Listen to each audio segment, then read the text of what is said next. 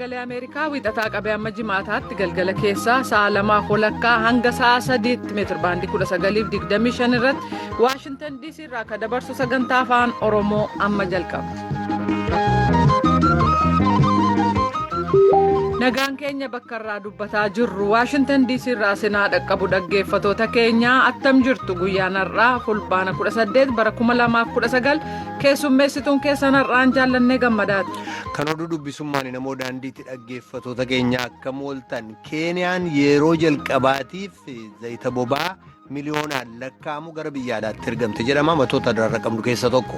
Wallaggaa lixaa magaalaa Mandii keessatti boombii kaleessa ganama dhoo'ee irratti gabaasa qabna. Ayyaana Irreechaa baranaa irratti kan ilaaleenis ibsa qabna. Eertiraan waggooti 18 dura karaa seeraan alaa hiitee ka jirtu namoota siyaasaaf gaazexeessota 28 hiikuu qabdii jedha gareen mirga dhala namaaf falmu Amnesty International. Hanga xumura sagantaa keenyatti nu waliin turaa jechaa oduuf gara namootti sin deebisa.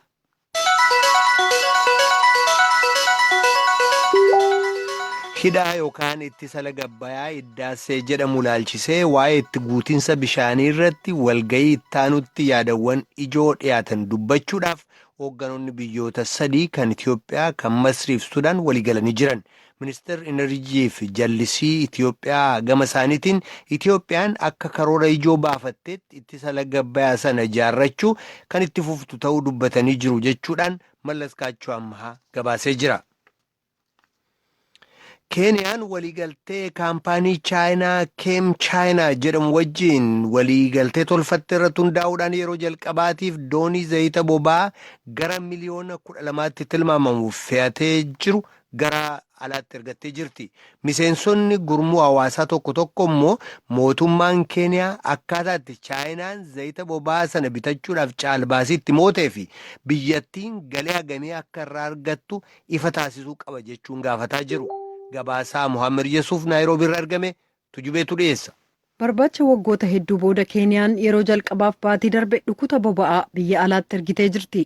Gammachuu Keeniyaan toora biyyoota boba'aa oomishanitti dabalamuu laalchisee hawaasaaleen siivilii hangi tokko waliigaltee boba'aa chaayinaa waliin jiru mootummaan iccitiidhaan qabuusaa qeeqanii jiru. Dhimma boba'aa laalchisee hawaasa siivilii Keeniyaarraa qindeessaa akka ta'an Chaarlis Wanguuhuu biyyattiin qabeenyaa ishee laalchisee galii ga'aa argachuu ishee beekuu barbaannaa jedhan. The challenge that's ongoing in the sector is a lack of proper disclosure. So the ministry indicated that there was a Waaltaa kana keessa rakkoon jiru waa mul'inatti beeksisuuf hanqinni jiraachuu isaati. Kanaaf ministirichi dhimma boba'aa irratti adeemsa barbaachisu geggeessamuu ibsee jira garuu nuti galmee waliigaltee sanaa tokkoyyuu hin arganne. Fakkeenyaaf kaampaaniilee kabiroo boba'aa bitachuu barbaadaniif meeqaan akka bitan kan jedhu. Kan amma boba'aa sana bitu kaampanii chaayinaa laalchisee adeemsa ifaa ta'e kan waliigaltee sanaa kan biyyattiin gatii gaarii argachuu ishee mul'isu gaafannee jedhan. Ministeerri dhimma peetirooleemii Keeniyaa Andruu Kamaa'uu akka jedhanitti odeeffannoo mootummaan dhiyeesse kan eenyutu boba'aa sana bita meeqa kaffale jedhu ga'aadhaa jedhan. Kan dhiyaate gaaffii haqaa miti. Eenyu akka biteef meeqaan akka bitame beeksisneerra kana caalaa maaltu barbaachisaa jedhaniiru. Ministirichi barbaacha boba'aaf maallaqi hagamee akka ba'e beeksisuuf garuu boodatti jedhee jira. Chaayinaan daandii ijaaruuf daandii baabura jabanaa doolaara miliyoona hedduu baasu diriirsuuf Keeniyaa gargaartee jirti. Hawaasa siiviliirraa Wangaa'uun akka jedhanitti Chaayinaan ijaarsa caasaaleef kan oolu liqaa hedduu waan nurraa qabduuf gara fuulduraatti boba'aa Keeniyaarraa bituuf adda durummaan kan dhiyaattu ta'uun ishee yaaddoo nutti uumeeraa jedhan. Keeniyaan yeroo ammaa guyyaatti boba'aa barmeela 2,000 oomishti. Baatii darbe kanneen boba'aa kana barbaacha irratti bobba'an oomishi biyyatti bara 2024tti guyyaatti gara barmeela 100,000tti ol guddachuu malaa jedhan.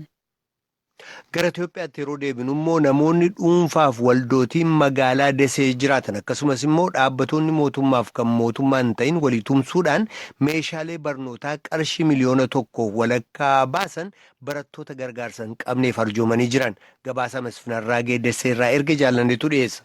Deeggarsa kana kanneen arjoomtoota magaalaa keessaa waldaalee dargaggoo bulchiisa magaalaa yuunivarsiitii Walloo fi dhaabbattoota adda addaatu gumaache.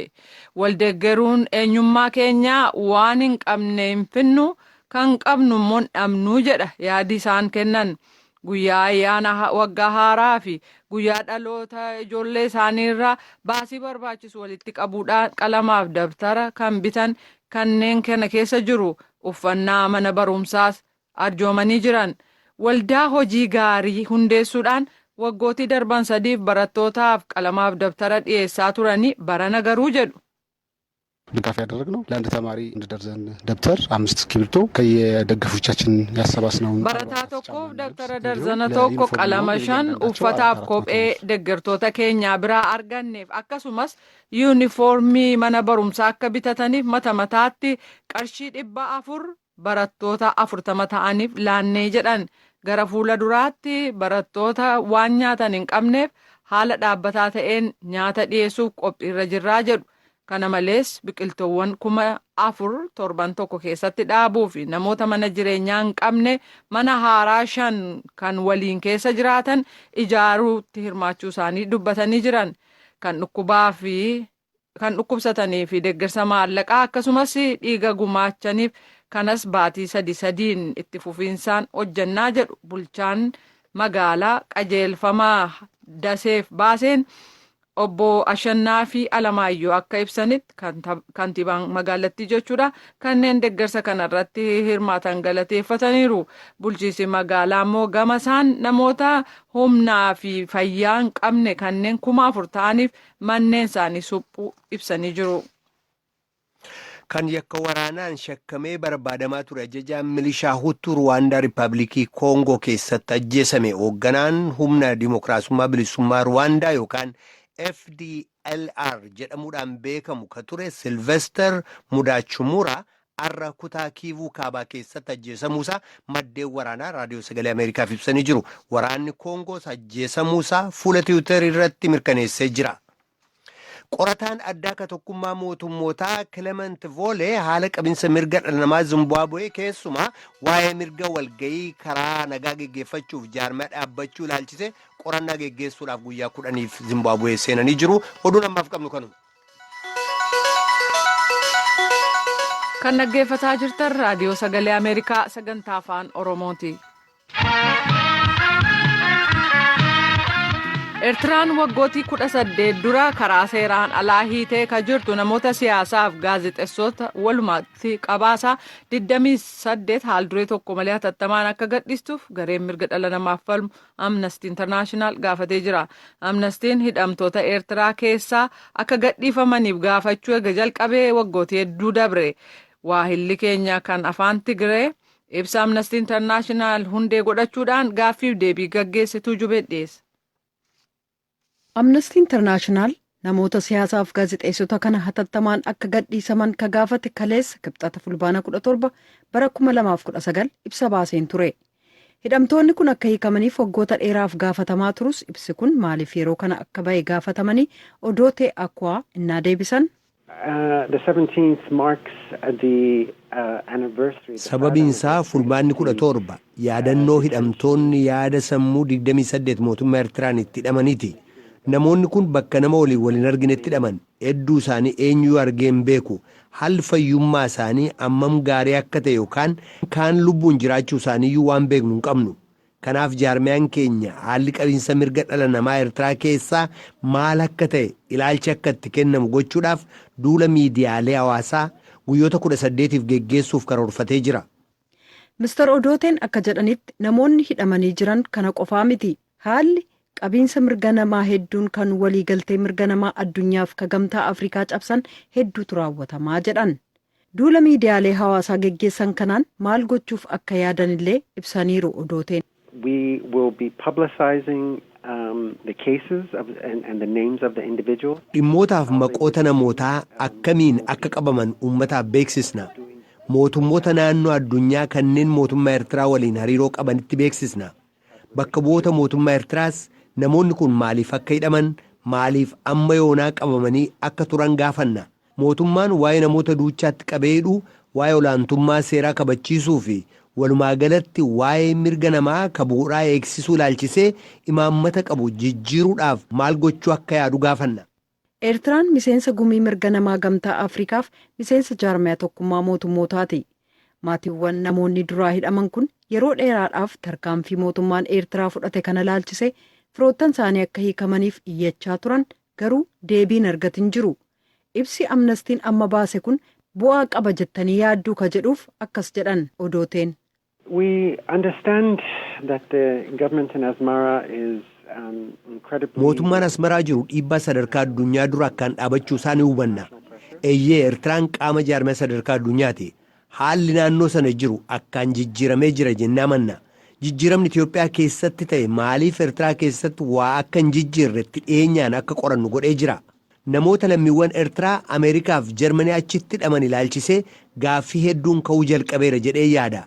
Namoonni gammaa hidhaa jiran kanneen akka Asteer Fissaatsiyoon, Asteer Yohaannisii fi Phexros Salomoon kanneen keessaa tokko. Kanaaf mootummaan Eertiraa maaliif namoota akka hidhu ilaalchisee gaaffii ciccimoo ka'aniif deebii akka kennu dhiibbaa gochuutti fufna. Namoonni kun hanga yoonaa eessa akka jiran yookaan lubbuun jiraachuu isaanii ilaalchisee Amnestiin odeeffannoo qaba yoo ta'e Odooteen gaafatamanii lubbuun jiru jennee abdanna mana hidhaa yookaan waaltaalee hidhaa Eertiraa seenuu yookaan biyyatti seenuu hin dandeenyu jedhan. Namoonni firoottan isaanii hidhaa keessatti du'an yoo ta'e quba qabaachuu dhabuun waan hedduu nama jeequ waan ta'eef namoota hidhuuf sababaa gahaa qaba taanaan mootummaan kun waan dhoksuuf hin qabu. Kanaaf qaamotii sadarkaa addunyaaf banaa ta'uudhaan namoonni kun ni hiikamu. Duulli miidiyaa hawaasaa geggeessamu kunis jijjiirama ni argamsiisa jennee abdannaa jedhan.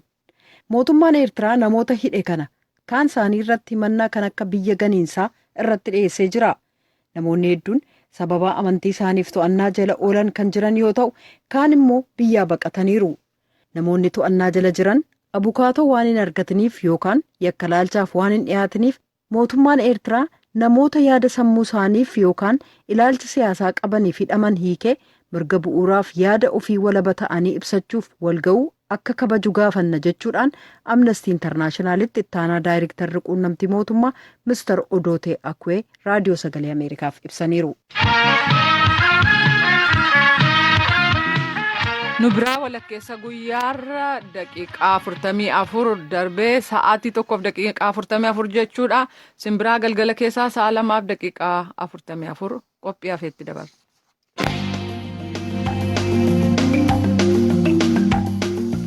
Godina Wallaggaa lixaa magaalaa Mandii keessatti boombii kaleessa ganama dhoo'ee namoota buufata waraanaa mootummaa keessa jiran tokko du'ee 3 madaa'u bulchaan godina Wallaggaa lixaa VOA'f ibsaniiru. Namoota naannoo sana turan keessaa hangi tokko akka jedhanitti sagaleen dhoo'insaa guddaan kan dhaga'ame tilmaamaan naannoo sa'aatii 5 yoo ta'u xiqqoo ture immoo iyyatu dhaga'amee jedhu. Boombii kanas haa ta'u isa dheengadda Gullisoo keessatti dhuka'e qaama hidhatee bosona keessa sosoo Abaa'oo Shanee jedhamutu raawwatee jedhu bulchaan godinaa. Yoo karaa nagaan galan ammallee simachuuf qophiidhaa jedhu ajajaan waraana bilisummaa Oromoo zoonii kibbaa irraan deebi'aa zoonii lixaa immoo kun dhimma nu ilaallatu miti jedhu Naakoor Malkaa gabaasa qaba. Godina Wallagga lixaa magaalaa Mandiitti kaleessa ganama tilmaamaan naannoo sa'aatii 5tti buufata waraanaa kan magaalichatti argamutti boombiin dho'ee lubbuun namaa darbe jedhan jiraataan magaalichaa akka fageenya dhiyootti waan ta'e arganiif dhaga'an himan waanan nageenya koof sodaadhuuf maqaa koo hin himuu namni jedhan kun akka jedhanitti yoo ta'e namni lubbuun isaa darbe namoota haaromsaaf buufata waraanaa mootummaa kana keessatti argaman keessaa tokkodha jedhan. Ani naannoo masaman jira naannoo ajjira kalman jira naannoo afaan bitti argatamu achirratti sagalee gaafa dhageenyu boombii akka ta'e immoo sagaleen isaan beekama. Tole dhukaasa booda maaltu ta'e? Walakkaa isaatii booda iyyatu dhaga'ame sagalee boolchaati naannoo warra jedhamani. Itti gaafatamaan yaala fayyaa hospitaala Mandii Dr. Addaam Waljirraa namootni sababa balaa boombii kanaan miidhaman hospitaala isaaniitti yaalii argachuu dubbatanii jiru. Guyyaa kaleessaa naannoo sa'aatii 5-6 gidduu kan ta'u namoonni 4 rukutamanii dhufaniiru. Namoota arfan keessaa inni tokko battaluma lubbuun isaa darbee dhufe. Warri 3 immoo maaneer tiroomaa yookaan miidhaa sasalphaadha kan irra ga'e isaaniif nama barbaachisuuf goonee fi gara dhufanitti deebi'aniiru. Itti aanaan kantiibaa magaalichaa obbo Abdulhakiim Ahmed qaama boombii darbate yoo beekaniif gaafadhee deebii akkas jedhu naaf kennan. Namni kun humna shittaa naannoo san jirutu waan kana raawwata. Humna maalii jettanii? Humna shittaa gaara keessa jirutu waan kana raawwata beektaa? Qaamni boombii kana darbate kan to'atame jira? Ganaadha gaa hin to'atamne ganaadha. Qaama raayyaa ittisa biyyaa kaampii sana jiru irratti rakkoon ga'ee jira? Bulchaan godina Wallaggaa Lixaa obbo Eeliyaas Uummataa dhimma kana irratti gaaffiif deebii raadiyoo sagalee Ameerikaa wajjin taasisanii turan. Aanaa Gullisoo magaalaa Gullisoo keessatti kantiibaa magaalaa sanaa Abbabee jedhamu irratti tarkaanfii fudhatame sun ajjechaan gaggeeffame sun gabaasa sana qaqqabeera. Magaalaa Mandiisatti kaampii waraanaa keessa namoota harka isaanii kennanii gara haaromsaa galuudhaaf to'annaa jala jiran irratti akkuma kana humni darbatamee miidhaan ga'uu isaa akka dhageenyeerra. Ammaaf qaama kana raawwate to'annaa jala oolchuudhaaf sochiin taasifamaa jira.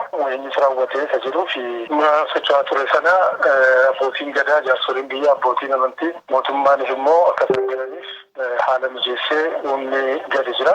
Humni immoo kanatti namanuu jedhee didee humni muraasni bosonatti hafee jiru jira. Oromoon irratti tarkaanfii fudhachuun akkasitti kan inni uumamee qaamuma kanaan hidhameeti kan yaadamu. Kanumaan wal qabatee wantan isinii kaasuu barbaadu hawaasni yeroo dubbisnu maal nuun jedhaa qaamni mootummaa fi qaamni hidhatee bosona keessa socho'aa jiru kun bifa itti walitti dhufanii mari'atanii rakkoo jiru furan yoo jiraate irraan kan hafee ammas yaaddoo nageenyaa irraa bahuu hin dandeenyu nagaan baanee nagaan manatti galuuf nu rakkisaa jira kan jedhan jiru. Tarii kallattiin ittiin mari'atamee rakkoon kun furamuu danda'u ni jiraata jettanii yaaddu? Kun ammas akkuma irra deebinee akka ibsaa turre mootummaanis akka ibsa kennaa ture nus kan irratti hojjetaa jirru kanaadha. Walajjeesuurraa, ari'uurraa, misooma gufachiisuurraa, nageenya jeequurraa wanti argamu hin jiru.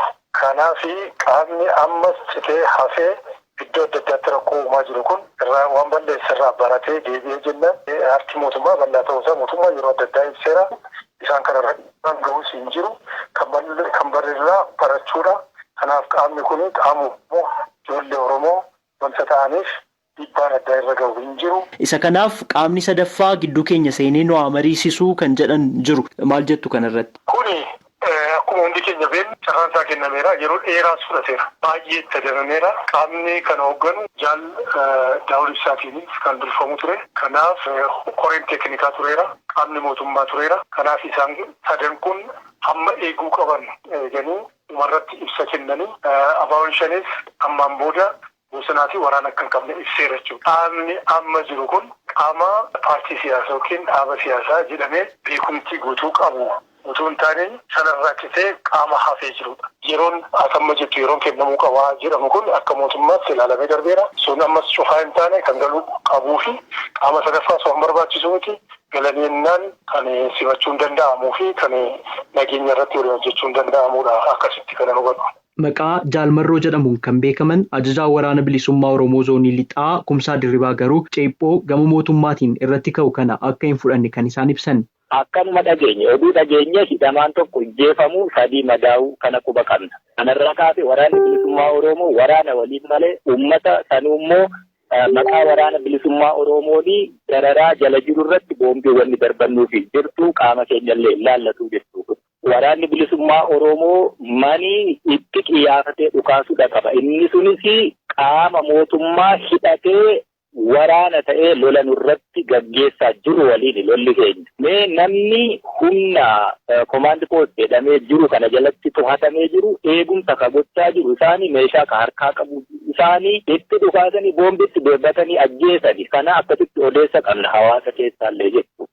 Namoota kana ka eeguu jiru warra kana kan isaan jiranii to'annoo jara kadhaa kanaaf mootummaa uummata Oromoo irratti lattee namoota bakka adda addaarraa walitti funaanee kaampii tokko keessatti ugguree kaa'etu gaafatama lubbuu isaaniitii qaba. Wanni isaa waraana bilisummaa Oromootti quba qabanii tokkolleen hin jirtu jechuudha. Obbo Abbabee Takkaalinyiin waraana bilisummaa Oromoo ammallee bosona keessatti hafee jirutu ajjeesee wanti jedhamu dhugaadha. Wanti kun raawwateeras ni. Yeroo darbe tokko Najjootti ajjechaa sana akkamitti akka raawwatame ajjechaan sun raawwatee too daqiiqaan turiin akkamittis akka waraana bilisummaa Oromootti dafanii quba qabanii booddee garuu qoratame jennaanii waraanni bilisummaa Oromoo sana keessa akka harka hin qabne maatii isaallee dabalatee isinii mirkaneessan natti fakkaata ni dogoggoruu baadhee haalli akkasii kun mootummaa kana biratti dhaqee isaa political dirty game jedhan sana keessa seeneera jechuudha.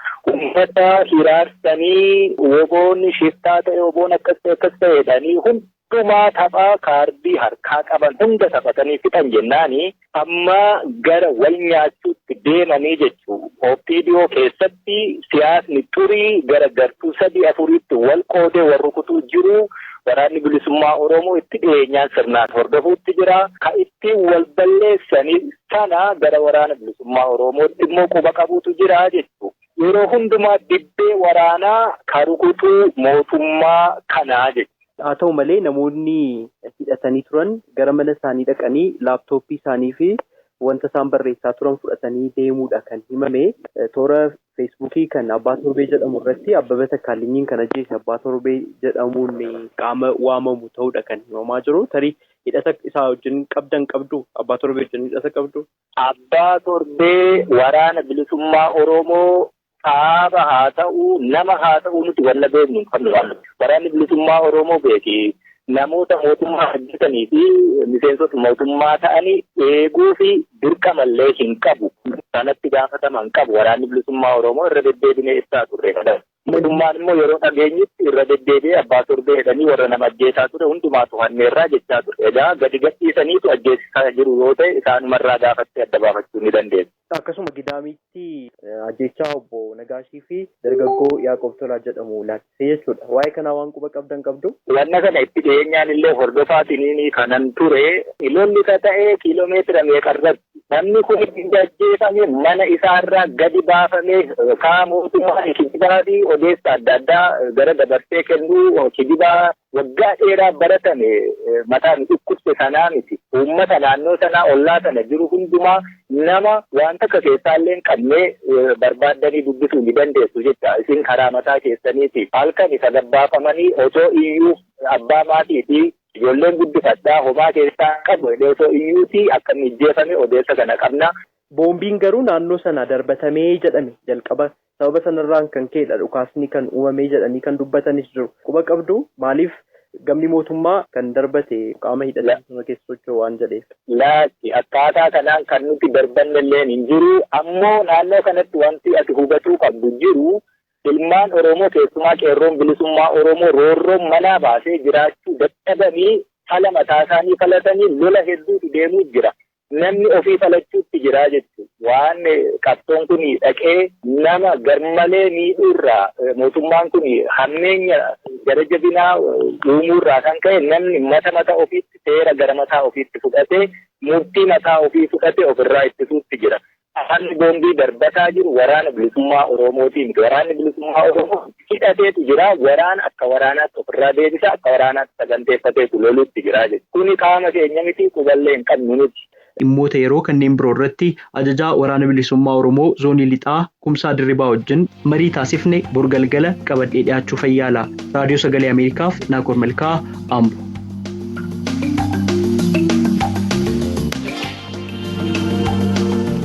Dhaggeeffattoota keenya kamisa yeroo mara ka dhiyeessinu bor dhaggeeffachuun dagatinaa kun raadiyoo Sagalee Ameerikaa sagantaa afaan Oromooti.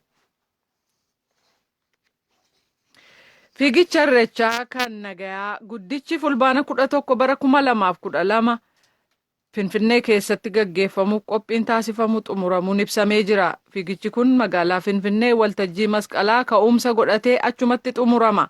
Gabaasa kana Muktaar Jamaal Terge. Fiigichi Irreechaa kan nageenyaa fulbaana 11 Finfinneetti ka'umsa isaa addabaabaayii masqalaa deebeellee kan galu kiiloomeetira 10 marsee addabaabaayii masqalaatti taasisuudhaan qophaa'uusaa har'a biiroon aadaa fi turizimii Oromiyaa, koomishiniin ispoortii Oromiyaa fi federeeshiniin atileetiksii Oromiyaa waliin ta'uudhaan waajjira pirezidantii Finfinneetti ibsa waliin kennaniitiin jiru. Ibsa kanarratti akka jedhameen ispoortiin nagahaaf ta'uu isaatiin wal qabatee amala irreechaa nagaa jaalalaa fi waliin jireenyaa kan agarsiisu waan ta'eef haala kanaan jala bultii ayyaana irreechaa kabajuudhaaf yaadameetiin ta'uu isaati kan dubbatame. Sagantaa fiigicha irreechaa kanarratti illee bakka lamatti kan qoodamu yoo ta'u inni duraa atileetonni gurguddoon kilaboota naannolee garaagaraa irraa irratti hirmaatan kan fiigan yoo ta'u sagantaan lammaffaan qaamoleen hawaasaa hunduu umrii hundaaniyyuu kanarratti hirmaatan akka ta'ellee dubbatameetiin jira. Kanneen fiigicha kanarratti hirmaatan hundaafiyyuu meedaaliyaan kan qophaa'e yoo ta'u gama biraatiin ammoo atileetota adda duree ta'aniif badhaasni addaallee qophaa'uu isaatu dubbatame.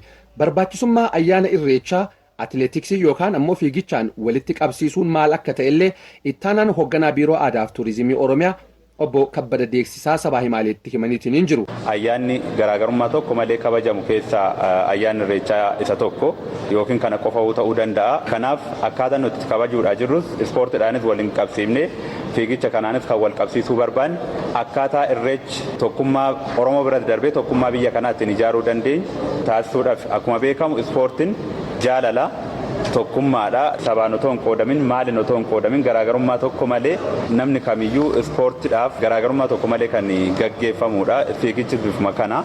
Fiigicha irreechaa kana gahaa kanarratti saboonni sablammootni fi uummattoonni naannolee biraallee kan irratti hirmaatan yoo ta'u gama atileetiksiitiin kilaboota atileetiksii kanneen naannoo Amaaraa, naannoo Tigraay fi naannoo uummattoota kibbaa akka irratti hirmaatanillee affeeramuun dubbatameetiin jira. Adeemsi sagantaa kanaallee dhawaataan lafa kaahamuu isaati. Itti gaafatamaan waajjira Federeeshinii Atileetiksii Oromiyaa obbo Naggaatu Jubaa kan isaan kaasan. Masqaa addabaabaayii kanarraa ka'eetu kallattii ragaadhaan deeme Meeksikoo addabaabaayitiin deeme gadi deebi'ee karaa saarbeet biiroolee Oromiyaatiin deebi'ee karaa qeeraatiin dhufe karaa gootaraatiin ol deebi'eetu immoo karaa agonaa ol dhufee karaa mashaalokiyaatiin dhufeetu dhumiinsa qixxuma ka'umsa sanaa irratti masqaa addabaabaayii irratti taasicha. Kana keessatti gaa akkuma sila ka'e namoonni 50 yeroo jalqabaatiif ni hirmaatu jennee yaadna.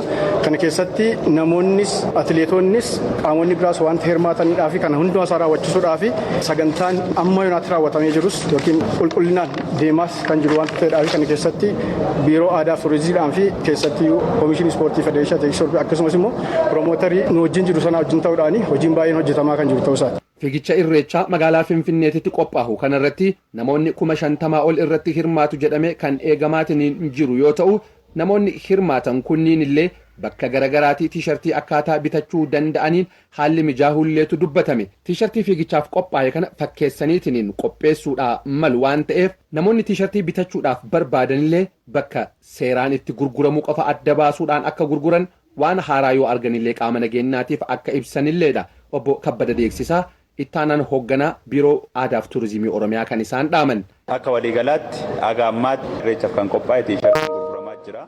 Tiishartii 50,000 kan maxxansiifne namni 50,000 irratti argama jenneeti kan yaadnee jirru. Dheerinni isaa kiiloomeetira 10. Tiishartiin kun kan gurguramaa jiru giddugala aadaa Oromooti. Kabajamu kuni kanneen Oromoon hundi bakka jiru irratti hirmaachuudhaa qabuu fi fiigichi nageenyaa kan irreechaa kunillee akka nagahaan xumuramuuf haal dureen hundi xumurameetiin qaamolee nageenyaa waliin hojjetamuu isaatullee dubbatame. Tariitii rakkooleen kan uumaman taanaan illee obsaa fi bilchinaan bira darbuun barbaachisaadha. Qaamolee hawaasaa fi nageenyaa waliin qindaa'uudhaan nageenyallee ni kabachiifama jedhan obbo Naggaatu Jubaa. Naannoleen Dabuubis naannoleen Tigraayis naannoo Amaaraa keessa kan jiran kilaboonni ni hirmaatu kan jedhu abdii qabnaa jechaadha waamichi qaqqabee jiraachaa. Keessattuu dhimma nageenyaa wajjin wal qabatee akkuma kaastanii sodaan jiraachuu danda'a. Dhimma nageenyaa wajjin qaamni nageenyaa kan hojjetu akkuma jirutti ta'e qaamni nageenyaa sekandariidha. Dursa ofii keenyaaf nageenyaa nuti eeggachuu qaba kan jedhu amantaadhaan fudhachuun barbaachisaa ta'a jechaadha. Yoo tun nageenya sanaa sirriitti eegnee kabajnee akkuma silas hin jenne namoonni yookiin qaamonni abdiin kutan harcaatuun tokko ilaalcha adda addaa qabatanii kan keessa jeequudhaaf yaalan jiraachuu danda'u. Kanarraa kaasnee immoo kan nu mudata jennee yeroo yaallu kan nageenya sana dursee eeguu qabu nu ta'a jecha hirmaattoota kana ta'a jecha. Kanaaf jalqabas injifannoo irratti kan galmeessinu yoo ta'e qaamni kamiyyuu arrabaanis haa ta'u darboonis haa ta'u jechaanis haa ta'u qaama biraatiin namoonni dubbii kakaasuu barbaadan yoo jiraatanii taankiyuu jennee galatoonfannee ofitti qabannee darbuun mataansaa injifannoo oliiti kan jenneefis kanaaf. Irreechi hora Finfinnee fulbaana 24 kan kabajamu yoo ta'u irreechi hora Harsadee Bishooftuu ammoo fulbaana 25 kabajama jedhameetiin jira. Jala bultii irreecha lamaan kanniiniitiif sagantaaleen garagaraa dorgommii fiigicha irreechaa nagayaa dabalatee fooramii irreechaa kan mariin hawaasaa dhimma garagaraa irratti itti taasifamu baazaarii fi egzibiishinii irreechaa kan meeshaa fi uffanni aadaa itti dhihaatullee kan qophaa'u akka ta'e dubbatamee jira. Gabaasa raadiyoo sagalee Ameerikaatiif qindaa'e Muktaar Jamaal Finfinneerraa.